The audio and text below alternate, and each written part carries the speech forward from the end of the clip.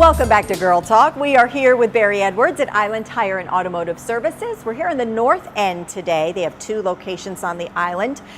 Barry's coming to my rescue. It's great to have you here. And I told him I knew we were taping today, and I said, hey, while we're here, I usually piggyback it with a service or something like that.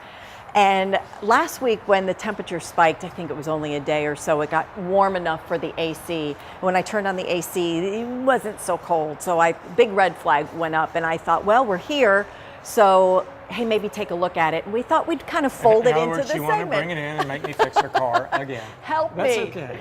Big red flag, because I know we're heading into those warm days, and this was not giving me a whole lot of cold air. So we figured we'll just kind of use my car as the example today. You got to be the test subject or the guinea pig. Yes, there you go. All right. Well, Debbie's complaint was actually pretty normal. So the AC didn't work quite as well as it has in the past. And first thing we did was, so let's bring it in, check it. You know, a lot of people think, oh, you just need to add refrigerant.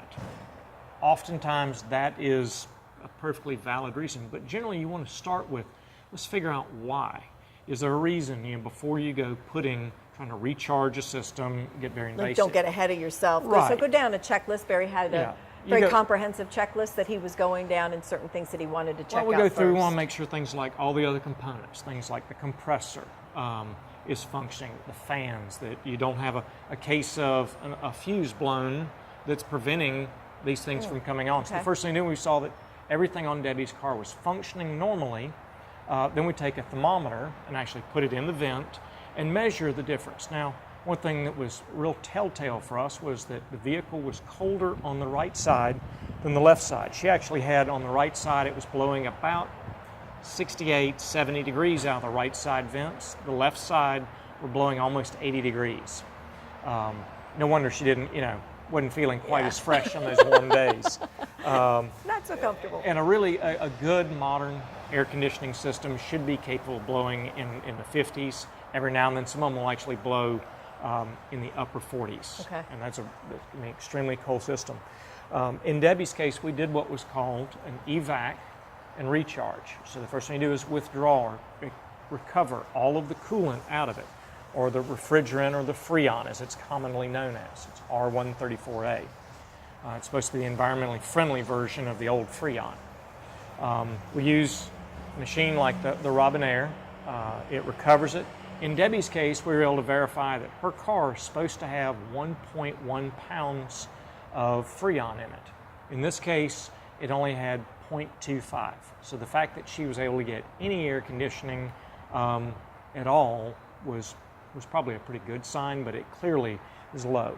And that can happen for a couple reasons. It can be a mechanical defect. It can also be just time. This particular vehicle is about 4 years old.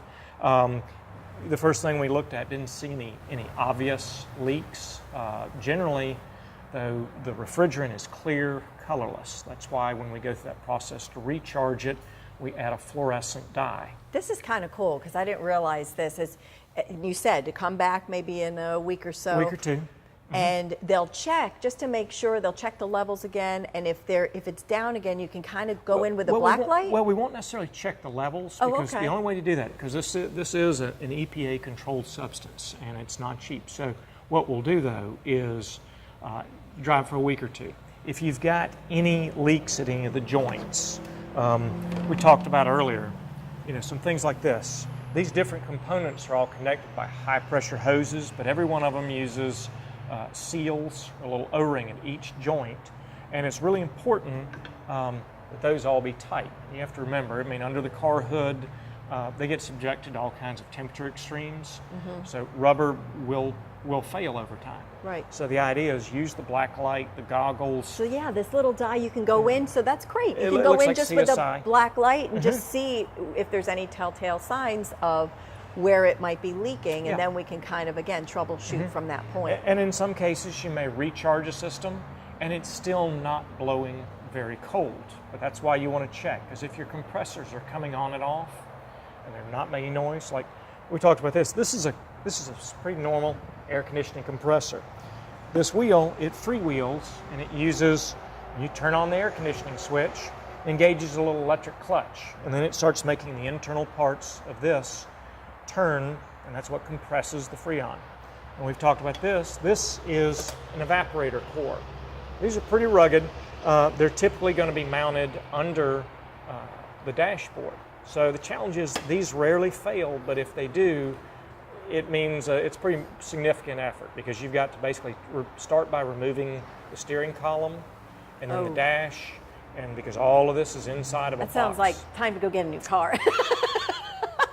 Debbie, you know, only if you like a car payment. And then this is part of the dryer, but you can see how convoluted these things are. Right. They really have to work, particularly with a car like this one, to squeeze those in. Now, the upside of this, we've recharged the system in Debbie's car, and those temperatures, we had 80 on the left, 68 on the right. Now it's blowing 58 degrees on the far left side and 48 degrees in the center vents. Woo! So it's going to be a nice, cool drive. it will be chilly. It will be chilly. That's great. I mean, it's so good to know, again, that we've got trusted folks.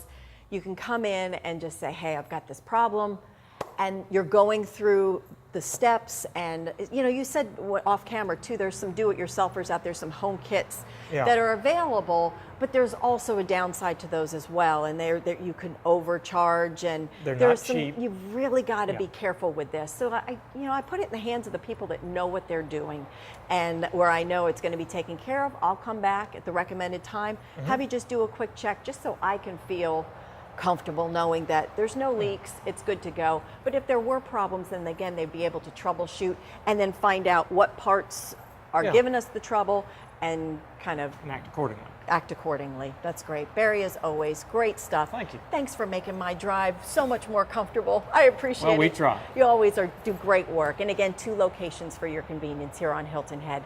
Thank you all for tuning in to this episode of Girl Talk. I'm Debbie Court, and we'll see you next time.